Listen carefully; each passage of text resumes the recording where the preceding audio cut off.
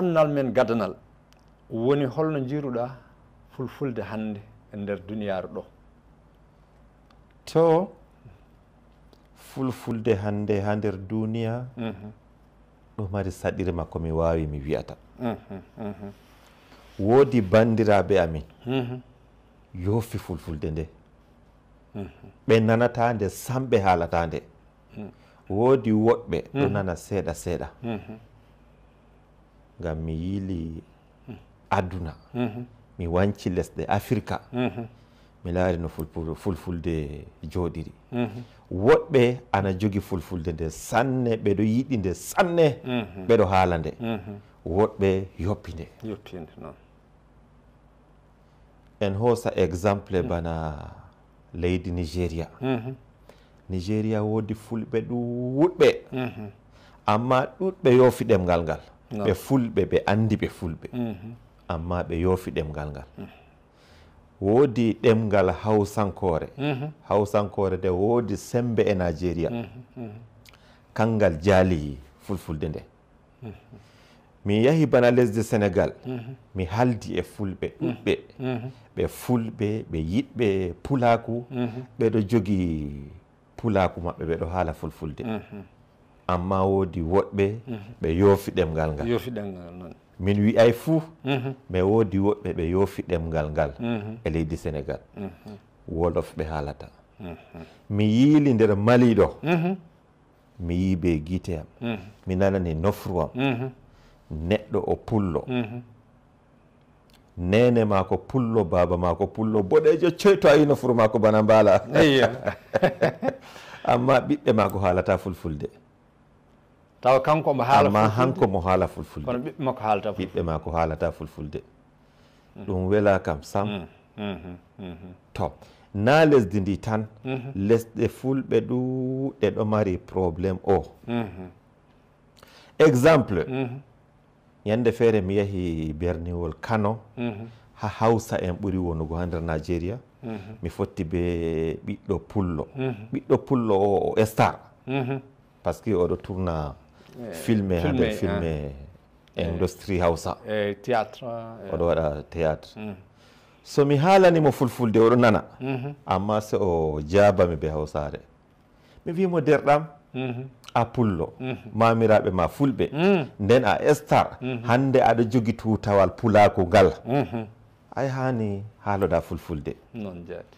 O wiyam kay oɗo laara fulfulde nde bana to ɗum bolle mama en maako. Bolle bana ɗemgal mama en maako yawtuɓe. Ayi, mi wi ɗum vraiment ɗum wela kam sam. Miɗo tora fulɓe to gonɗon e aduna fof. Mi tori on, mi torti on. Si vous voulez, je me mets à genoux. Ɓiya so a pullo a haalo fulfulde, haala no ɓiya fulfulde. So a haalanimo fulfulde daga nder saare, ɗemgal ngal wolwete ha nder wuro mon, ɓiya ekkitan ngal ha yaasi. Amma o umma ha nder saare ma oɗo haala fulfulde. Jogue ɗemgal ngal nangi laawol majjude.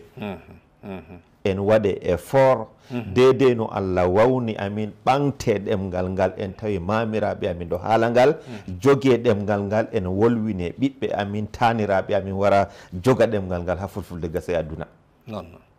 Ɗon conseil am komi hokkata fulɓe.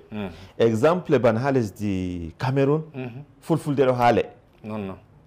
Ha toon minon alhamdulillahi komi wawi mi wiya, hami yiili fuu mi taway ha ɗemgal fulfulde ɗo haale banno fulfulde haalirte ha Cameroun.